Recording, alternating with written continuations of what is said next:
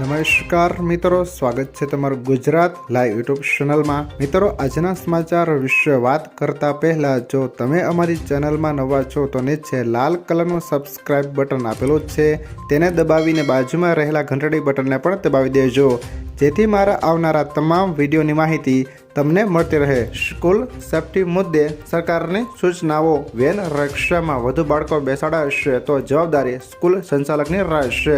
શિક્ષણ વિભાગ દ્વારા એક પરિપત્ર કરવામાં આવ્યો છે। વિદ્યાર્થીઓની સલામતીને લઈને હવે સ્કૂલ બસ અને સ્કૂલ વેન ચાલકો તંત્રના રડારમાં આવ્યા છે। જો વિદ્યાર્થીઓને સ્કૂલ બસ કે વનમાં ઘેટા બકરાની જેમ ભરવામાં આવ્યા તો હવે તેવા સ્કૂલ અને સ્કૂલ બસ ચાલકો સામે પણ કાર્યવાહી થઈ શકે છે। સ્કૂલ વેનમાં નિયમ પ્રમાણે 14 બાળકો બેસાડવાના હોય છે, જ્યારે ઇકોમાં 8 બાળકો અને સ્કૂલ રિક્ષામાં 6 બાળકો બેસાડવાના હોય છે। વાલીઓને પણ સૂચના આપવામાં આવી છે કે જો સ્કૂલ વેન કે બસમાં બાળકોને જરૂર કરતાં વધુ બેસાડ્યા હોય તો તરત જ આરટીઓ અધિકારીઓને કે ટ્રાફિક પોલીસને જાણ કરવી। ત્યારબાદના મહત્વના સમાચાર વિશે વાત કરીએ તો રાજકોટ અગ્નિકાંડ, 4 આરોપી અધિકારીઓના 12 દિવસના રિમાન્ડ મંજૂર। રાજકોટના ગેમિંગ ઝોનમાં આગ બાદ 27 લોકોએ જીવ ગુમાવ્યા છે, ત્યારે આજે રાજકોટ ક્રાઇમ બ્રાન્ચ દ્વારા મહાનગરપાલિકાના 4 અધિકારીઓને કોર્ટમાં રજૂ કરવામાં આવ્યા હતા। હવે 4 અધિકારીઓને 12 દિવસના પોલીસ રિમાન્ડ પર મોકલવામાં આવ્યા છે।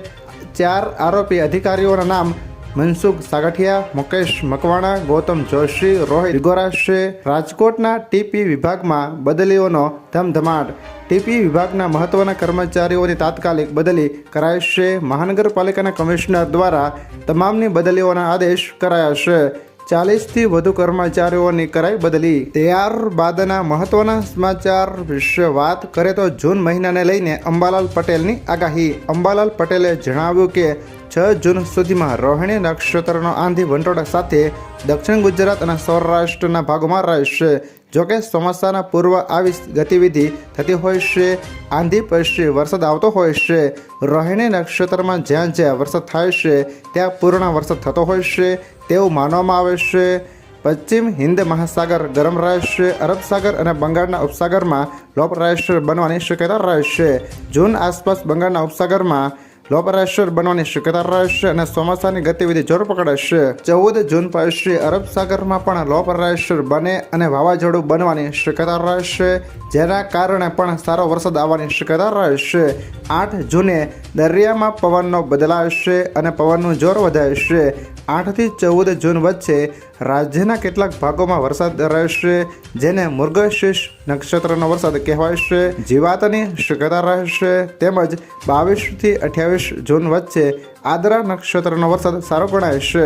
15 જૂન સુધીમાં ગુજરાતમાં ચોમાસું પહોંચી જશે।